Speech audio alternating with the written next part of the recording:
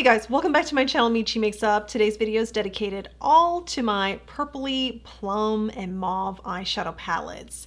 I have 10 in total. I was surprised, like a nice round number. I really did pick over my collection and chose palettes that had centrally, the theme of the palette was going to be either purple, mauve, and or any combination of like plum.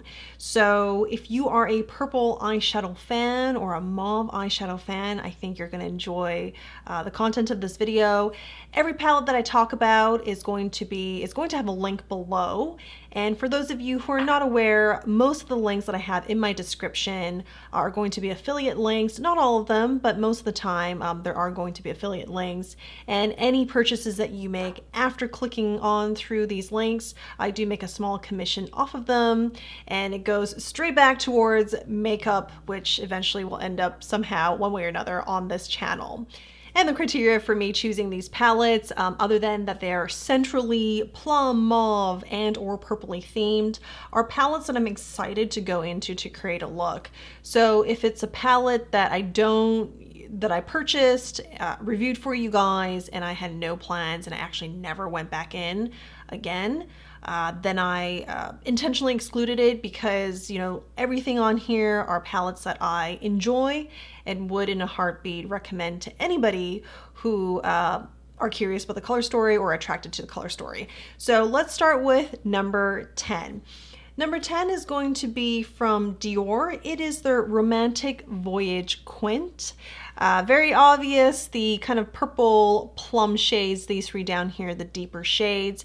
But this is really what caught my eye. It's like a dusty lilac, so pretty. And it just goes right with this top. And you can build it up. Sometimes the center shade with their Dior Quints is they can be rather light. And even if you really like that shade and you want to build it up, it may not be possible, but this you can definitely build up. This could also be like a one and done shade as well because of its kind of silky, soft metallic texture. So I enjoy this quint. You get some lighter shades here that you can use these three that way to get a lighter look, but it's still centrally purple and mauve-y. And number 9 is Chanel's Douceur et Serenite quad. I love this quad, and I'm gonna leave it on my vanity because when I took it out, I was like, I love this quad. I love the look that I created. I especially found this shade very surprising. I'll swatch one of the purples here and then the shade to show you guys. But the look you create just because of this combination here, you get kind of like a gray mauve, but also just a purple eyeshadow look that is a bit on the subdued side, on the deeper, smokier side. But knowing Chanel, you're not going to get, you know, really dramatic eyeshadow looks. It's like just enough to bring across a very chic, fashionable look that is not difficult to create. So I'm leaving this on my vanity so that I can use it the next time I put on makeup. And let me swatch some shades for you.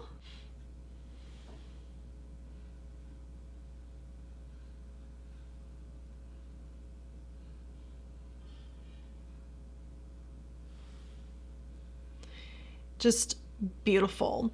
The texture of these shadows are either metallic, satins, or mattes like the shade here. So you're not going to have quite as much of that metallic shimmery finish compared to the Dior Quint we just looked at. But your finished look from this, I don't think, if this is attractive to you, it's not going to disappoint. And I just love how easy their shadows are to use. Very easy to blend and diffuse. So for all those reasons, that's why this quad is at number 9. Number 8 is going to be Natasha Denona's Mini Love Palette. And these three is what stood out to me when I went through my collection to pick out those favorite purple plum mauves. This is a standout, this duochrome here, and because it reflects purple, pink, and like I would say like rose gold, golden here, you can get a very pink look rather than purple. So it just depends on how you use these two shades and how much you use of this pink shade. You can certainly create a look that's similar to this packaging here, this like chrome fuchsia or hot pink even. But if you stick with these shades and tap this kind of on the center of the lid, that would be the way I would choose to use it. You're gonna have a fairly, plum mauve look.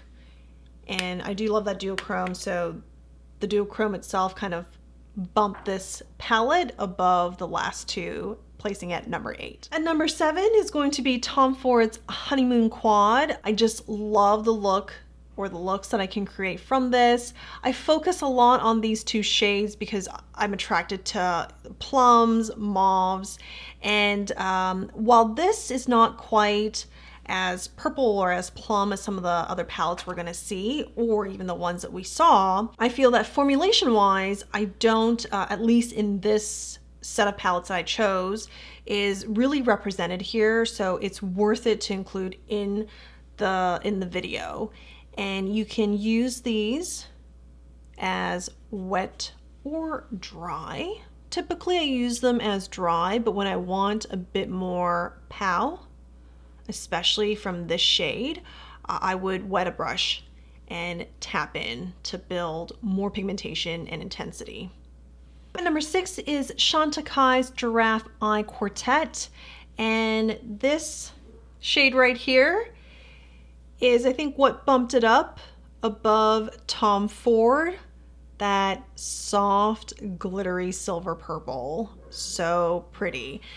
This is an accent. I would place it on the center of my lid or onto the inner corners, but mostly on the center of the lid here. And it's really this shade that gives it a base to be a plum mauve look, and it's so beautiful. I would say the one reason why this quad is not ranked any higher is this light shade here. I like the texture, nice and bright, center of the lid, brow bone if you're going for that effect, inner corner, really beautiful. And I can see different ways to really enhance your look, but it's kind of limited to those 3. And so, it's not really a shade, given how creamy it is, it's not really a shade that you can use all over your lid. At least I can never see myself doing that. So if it was maybe like a duochrome, or there was some kind of undertone to it to make it a bit more interesting, I think this has the potential to be higher on my list. Nonetheless, I really enjoy this quartet. It would be, when they have if they have their summer sale again, it would definitely be one of my top recommended items from Chantecaille. And number 5 is from Dior. Once again, this is their Pink Sakura Quint. I really love this palette. It is so much more purple than Plum. Next to, well, I guess it is more plum and purple, next to Romantic Voyage. And I have not seen them release anything similar to this. This was released, was it last year? Last spring? Yeah, last spring. So maybe around February, part of their collection. Unfortunately, it's limited edition, so this is sold out. It's also why I didn't rank it any higher. It's just not accessible at this time. But I just love this, and really pretty. You'll start to see as we get higher on the list, some of the purples, and whether it's like a deep purple, soft purple, or more plum, you're going to start to see some similarities, which I will comment on as we get through them. And number 4 is Dior's Backstage eyeshadow palette, Plum Neutrals. This is also limited edition, but it's still available. So if you see, or as you see Pink Sakura and you're like, hey, I really like that, it's too bad it's sold out, you can create some similar looks with the Plum Neutrals And I do think the Backstage palettes are underrated. I think it maybe has to do with perhaps the packaging or how initially when these quints got reformulated, there was a lot of hype, and as content creators review them, most everybody loved them. So I think these continue to stand out whenever there's a new release. And when this was released last year, it was very unceremonious in comparison to like a limited edition Dior quint. But I really love this palette. If you enjoy purples, and I know when you look at this, you maybe only see these two shades as considered like purple, but these shades here will help build your look. And some of that kind of brown or gray will give you even more depth to your look than you could create even with some of the other palettes we looked at. And up here is an eyeshadow primer, which I've used several times, and it does help the look stay longer. The shadows, the color pop a bit more, and they are generally more intense than a Dior quint. So if you like Dior quints, but you're like, oh, it'd be great if it could be a little bit more intense, this might just be the palette for you. So for all of those reasons, I placed it at 4th. At number 3 is going to be Pat McGrath's Divine Rose palette. This is her large mothership palette format, and it's going to be really these 4 shades here that make up that mauve plum criteria. And it's not because of these 4 shades only that really put the palette. I think it fit the criteria, but what makes it 3rd place and very special are going to be these special shades. This shade here is my favorite Pat McGrath shade to date. This is VR Rose Venus.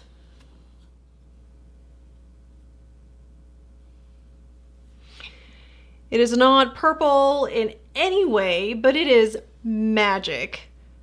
It is magic. It is one of those shades that I can put right here from the inner corner, blend it all the way through the center, and it will not wash me out. Given my skin tone and eye shape, which is hooded eyelids, I can't always do that. I can't always put a light shade here, and you know, it doesn't give me the depth, the look that I want.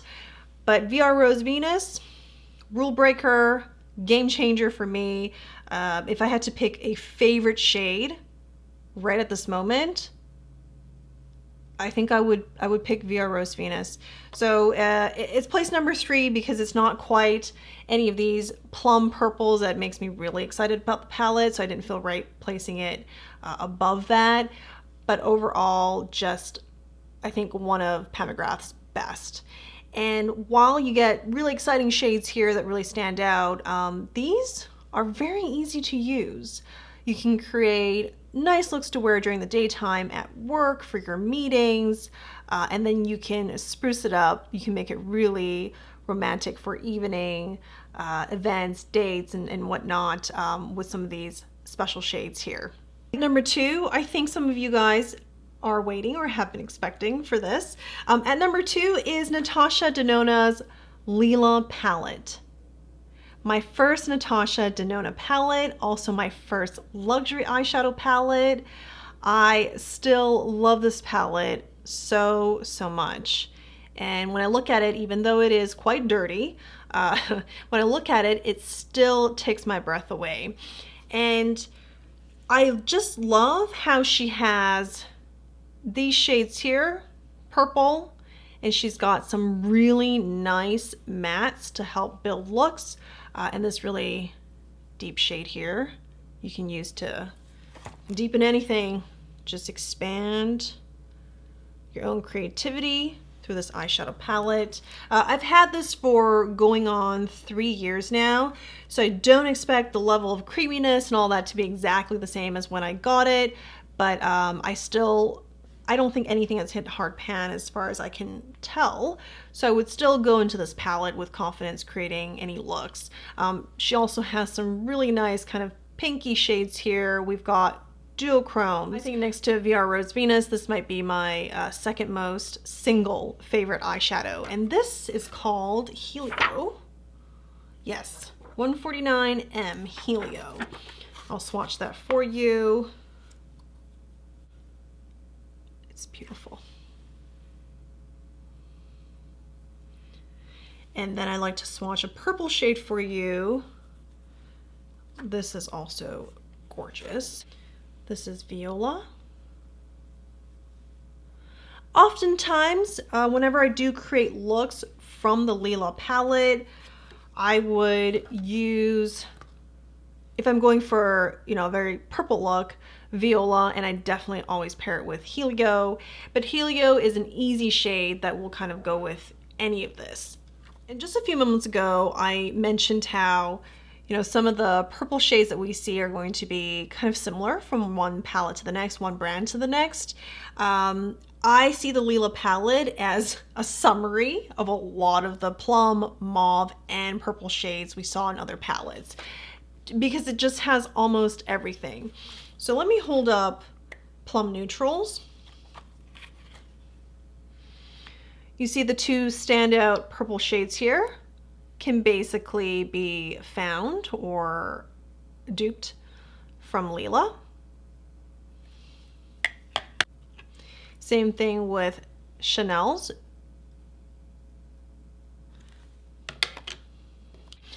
And the Pat McGrath Purpley Plum shades. So to me, Natasha Denona's Lila palette is a quintessential purple mauve plum eyeshadow lover's heaven. It's a quintessential palette to have. And there was some talk about this palette being discontinued, but I saw that she had brought it back.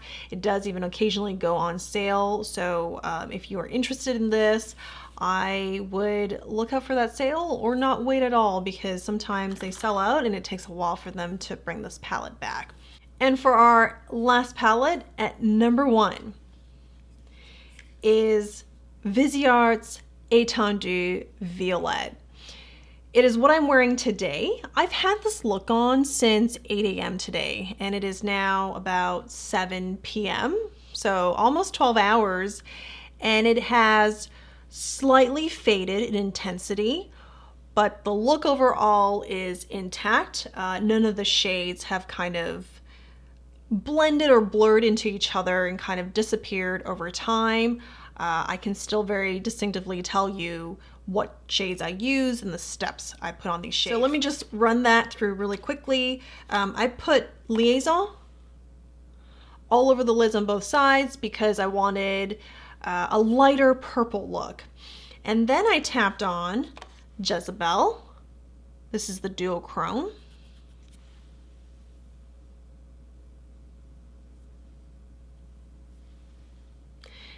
Then I wanted to deepen the outer corners a little bit, not too deep. This is something I wore to work today. So then I combined Grenache and Blushing, these two, and put it in the outer corner. And finally, I took a little bit of Violet, placed that right above the lash line, and then put a little bit too on the lower lash line. So this is a look that was, I thought, not too intense, but nice and purple with a hint of this duochrome pink here, and wore it to work. And I'm just so impressed with none of this fading. The reason why it's ranked above Lila is the longevity. With the Lila palette, Viola, Helio, two of my favorites from this palette, they do fade. And this shade here, which I also enjoy, this shade name is Pure Pure. And I oftentimes use Pure Pure as well when I use this palette. They will fade at the end of the day, or I would say probably 4 hours in.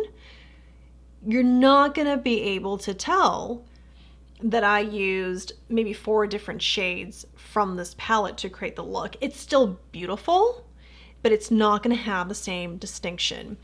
And I think that just speaks to perhaps the texture and the formulation. I do not think this formulation is inferior to Viseart, because I think this is going for a lot of like fun metallic textures, some duochromes, some shades are a bit chunkier than others. Whereas with Viseart, you get a lot of basic matte shades to build upon, and the overlap between them is minimized. You don't see too many similar pinky purple shades in here at all. In fact, they're pretty distinct from each other. Some of these might blend in, but depending on your skin tone, they could be quite distinct, and they could be combined too to create, you know, just right tone that suits your skin tone. So, you know, for all these reasons, I placed it at number 1. Now, if this palette is too big, there are too many shades for you, maybe it seems overwhelming, but you especially enjoy these 2 shades here. Let me show you, because this palette, the Etendu series in general, the entire palette are not brand new shades for the brand. There's a mixture. And so these 2 shades can also be found on Viseart's Petit Pro palette Soleil. So these 2 shades are the same as the 2 found on Violet. You get pretty different looks here using this palette versus this, but this is another option, so I just wanted to show you guys. So there's my Plum Mauve Purple Eyeshadows Ranking Palette. I hope you enjoyed it. I had a lot of fun making this. If you're new to the channel, consider giving this video a thumbs up, subscribe, and ring the bell to get notified every time new content is released. Everything else I'm wearing on my face is going to be listed in the description below. Thank you guys for watching. See you very soon. Bye.